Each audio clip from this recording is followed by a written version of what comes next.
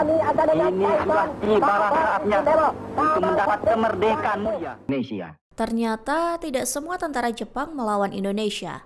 Bahkan salah satu malam paling menentukan dalam sejarah Indonesia justru berlangsung di rumah seorang perwira Jepang, bukan di istana ataupun gedung pemerintahan. Rumah itu berada di Jalan Imam Bonjol nomor 1 Jakarta.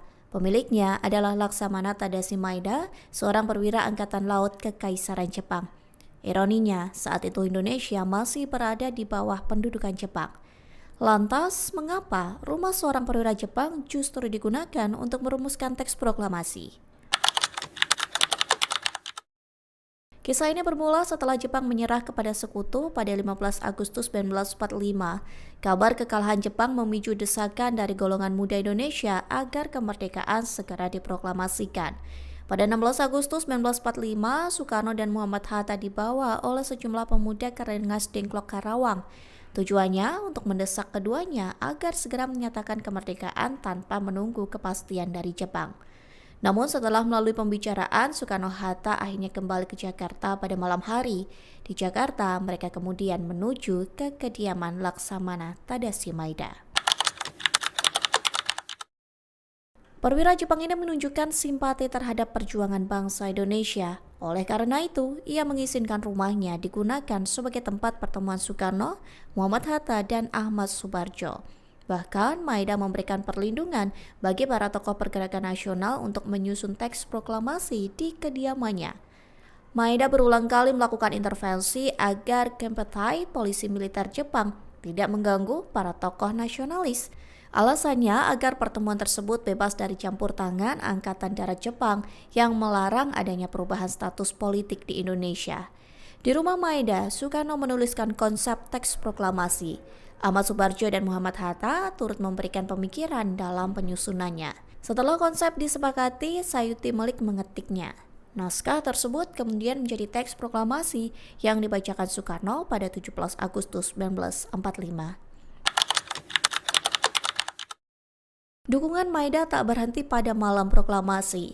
Ia mendirikan Asrama Indonesia Merdeka atau Dokuritsujuku, sebuah sekolah kaderisasi politik untuk pemuda Indonesia. Baginya, Indonesia membutuhkan pemimpin muda yang cakap setelah merdeka. Maeda mempercayakan pengelolaan asrama tersebut kepada Ahmad Subarjo. Tak cukup sampai di situ, Maeda juga mengalokasikan dana dari kas Angkatan Laut untuk perjalanan Muhibah Soekarno dan Hatta ke berbagai wilayah. Namun ada satu hal yang sering disalahpahami. Keberadaan Maeda dalam peristiwa tersebut tidak berarti Jepang memberikan kemerdekaan kepada Indonesia. Secara resmi setelah menyerah kepada sekutu, Jepang justru diperintahkan untuk mempertahankan keadaan seperti semula sampai kedatangan sekutu. Artinya, Jepang tidak berada dalam posisi untuk secara resmi memberikan kemerdekaan kepada Indonesia. Maeda juga bukan tokoh pergerakan kemerdekaan Indonesia. Perannya lebih tepat dipahami sebagai seorang perwira Jepang yang memberikan tempat dan perlindungan bagi pertemuan para tokoh Indonesia dalam situasi yang genting. Keberpihakan Maeda terhadap perjuangan proklamasi kemerdekaan Indonesia berbuah pahit.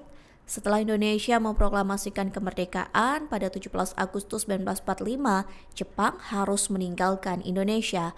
Peristiwa ini menjadi awal runtuhnya karir militer dan politik Maeda. Maeda ditangkap sekutu pada September 1945 bersama stafnya. Mereka dipenjara di Glodok dan Salemba, diinterogasi dan ditekan agar mengakui bahwa Republik Indonesia adalah buatan Jepang. Mereka bertahan tanpa menyerah. Pada 1947, Maeda dibawa ke mahkamah militer di Jepang. Putranya Nishimura Maeda mengisahkan bahwa sang ayah sebenarnya sudah lama menjadi target untuk dipersalahkan atas kekalahan Jepang. Namun, jangan sampai kisah ini membuat kita salah memahami sejarah. Indonesia bukan merdeka karena Jepang memberikan kemerdekaan. Jepang memiliki peran dalam konteks sejarah Indonesia sebelum 1945, tetapi proklamasi 17 Agustus merupakan keputusan dan tindakan politik bangsa Indonesia sendiri. Inilah salah satu ironi di balik sejarah kemerdekaan Indonesia. Proklamasi Indonesia lahir di sebuah rumah milik perwira dari negara yang saat itu masih menduduki Indonesia.